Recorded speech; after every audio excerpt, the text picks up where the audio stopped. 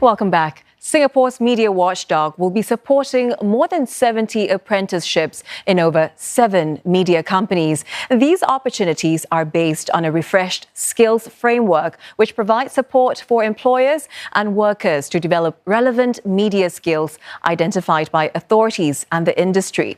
Now, skills in emerging technologies will be included. We want the media ecosystem to grow and be nurturing for creative voices. Central to this is our commitment to develop media talent and open up more opportunities for them. And we are taking significant steps to do that through the refreshed skills framework for media. The refreshed skills framework adds virtual production and generative AI skills to the list. For one studio, Gen AI is a new tool that could help them make 15 films a year. That's up from 12. It cuts down tedious parts of the job, like fixing audio issues and helping them generate materials for pitching ideas to buyers. In the past, for example, to fix a problem in the post workflow, we might need a month to fix a problem. Now, with certain tools and softwares, we can reduce that amount of time to just a couple of days or a week. And that is great because then our specialists can spend more time to do the more creative stuff, to design the world, for example, to work with the directors.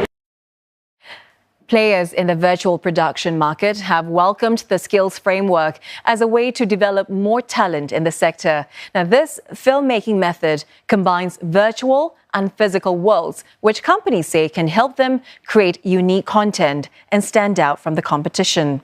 Nicholas Ng finds out more. Fancy a drive to the underworld? That's what this upcoming MediaCorp Chinese drama is able to do, using the magic of virtual production. It works by using this LED screen as a video backdrop, giving more options for storytelling. Like in the past, we might not even have a storyline like the road to the underworld, or we might only be like using a real road in Singapore and try to pretend it's a road to the underworld. So virtual production actually really gives us a lot of space into creativity. But it comes with problems traditional methods of production don't have. Take, for example, the sand you see here. The virtual background was designed to match its color, until it rained, and the shade got darker than it should be. These small details are something that production crews need to work around. The skills involved in virtual production is basically a complete change of mindset when it comes to the workflow. So the traditional filmmaking skills, a lot of the fixes happen in the post, whereas virtual production, the mindset has to completely change, completely topsy-turvy, so a lot of the work is done in prep. In fact, some of these skills may not even be taught in schools, like how to adapt video game software for studio production and managing the LED wall. One company says the skills framework will help them develop such talents in-house, so they can better make full use of the new tech. Still, they say the fundamentals take center stage. It's really about knowing how to generate ideas and to execute them well. So that's really all the things that we want to train are really around that. So it doesn't matter how technology will evolve, it will get better, it will change, but the soft skills and the ability to tell stories that matter is really our focus. To date, 28 projects and 650 media professionals have been trained in virtual production. And with 3 full-scale studios set up so far, it's hoped that these firms will be able to tap the growth of Asia's entertainment content industry. And for more on how the announcements are set to benefit the local media industry, I'm now joined by Kiat, Senior Minister of State for Digital Development and Information. And also with us is Jasmine Ng, Executive Director of the Singapore Association of Motion Pictures Professionals. Mr. Tan, Ms. Ng, welcome to the studio. Mr. Tan, first of all, let's talk about the timing of this refresh. Why now and what's driving it? Well, in my mind, the media sector is going through a sea change. The way the content is produced, how it's consumed, And who are the new movers and shakers in the ecosystem? You heard about some of the technologies, virtual production, generative AI. You want to do a high-speed road chase scene?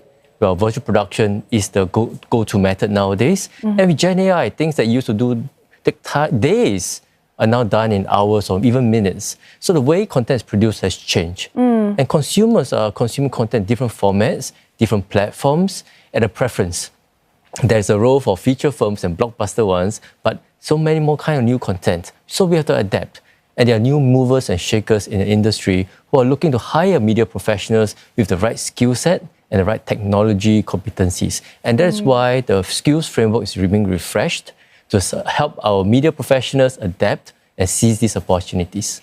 As you said, virtual production and generative AI, that's pretty much the focus here. But this is not new for Singapore, isn't it? So how is it different? How does it complement efforts from existing initiatives? Because they're all looking at doing one thing, which is to improve the industry's capabilities and opportunities at its core. Well, it's not new in the sense that it's building on a very strong foundation that we've laid over the decades and over the years.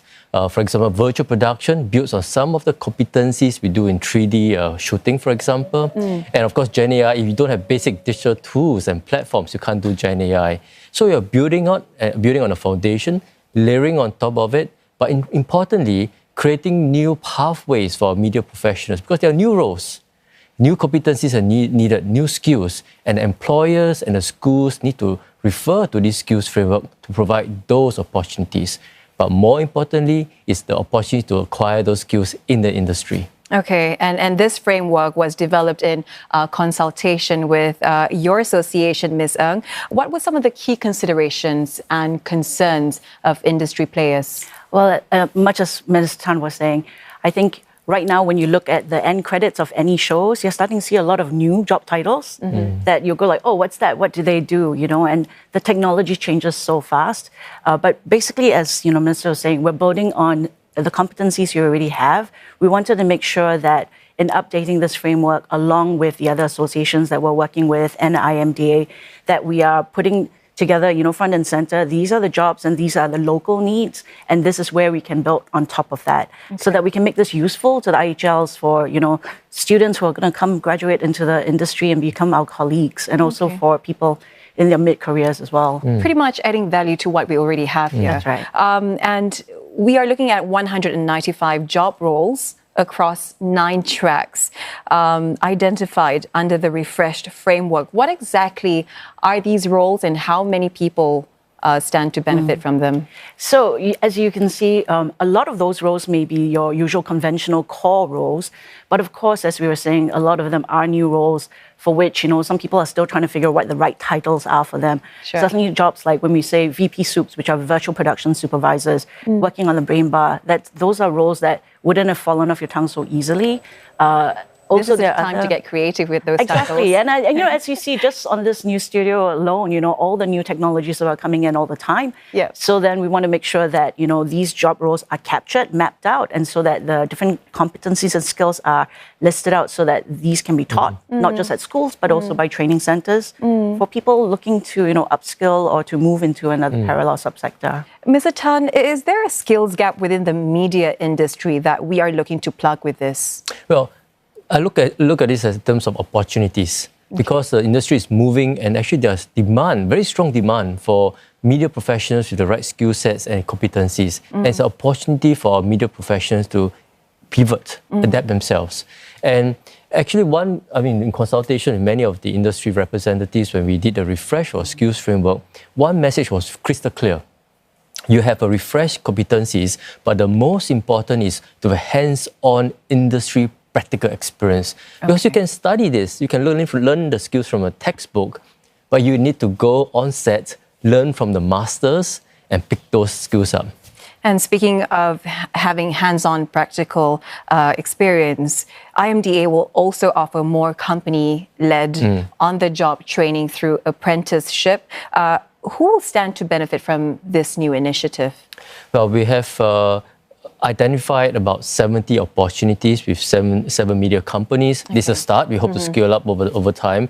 It's really to put in place a structured program so that when someone who wants to pick up certain skill sets or competencies, you're actually working on real life projects. It's not a mock-up. It's not a theoretical project. We're working on real projects and learn skills from the masters. So we are starting with that, and I think we hope to bring more companies on board. And if you're interested, please sign up. Yeah, and we're calling on media professionals to come on board with this. What can they do on their end to fully utilize these new initiatives on offer, Ms. Ng, and how will your association be helping them? So we're hoping to bring a lot more attention to a lot of these new roles. So a lot of times, you need to do showcases, and panels, because I think a lot of times a lot of them should be more aware that there is actually a lot of funding and there are a lot of training opportunities out there. We just got to get them connected, help them join the dots. Mr. Tan, what about you? What do you hope to see in the media industry through this refresh in the coming years? Well, firstly, I hope that more media professionals seize the opportunities. It's a lot of changes in the media sector, but it's exciting times. And at the heart of it is about people. You talk about technologies like virtual production, Gen AI, but at the heart of the media sector is really about people telling our stories, and that doesn't go away. And you look at the ATF, the Asia Television Forum and Singapore Media Festival, well, it's been a very successful set of platforms, especially when there's an increasing interest in Asia from many players. Over the last 10 years, we had about more than $3 billion of deals created from SMF. And in SMF last year, we had 55,000 visitors. ATF had 5,000 delegates, 900 buyers from over 55 countries. So it's a very good set of numbers. But more importantly, it's about the human connection. Actually, most people didn't know that you heard about the film Crazy Rich Asian. Yes. That connection was actually done in SMF from there. Okay. So it's about human connections that's most important. All right, that's very important. Mr. Tan, Ms. Ng, thank you very much for sharing your insights with us. Appreciate that. That was Tan Kiat, Senior Minister of State for Digital Development and Information, and Jasmine, Executive Director of the Singapore Association of Motion Pictures Professionals. Thank you.